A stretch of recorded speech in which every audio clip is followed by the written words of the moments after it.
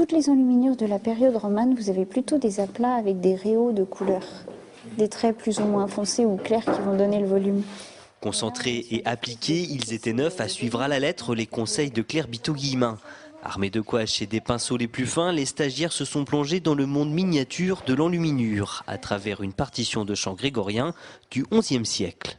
Enluminure, ça veut dire mettre en lumière le texte. C'est tiré du mot latin illuminare, qui veut dire donner la lumière, donc illustrer, décorer le texte par l'intermédiaire de l'image et de la couleur. Donc les premières enluminures, on les trouve au 4e, 5e siècle, fin 4e, début 5e siècle. Au départ, c'était des lettres très simples, en fait, en couleur, qui étaient destinées à faire ressortir les passages importants du texte.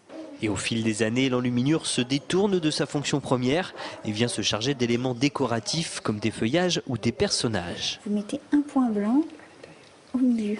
C'est un art tout en couleurs déjà, on utilise des couleurs très vives, très lumineuses. Et puis ensuite, c'est vraiment l'art de la miniature.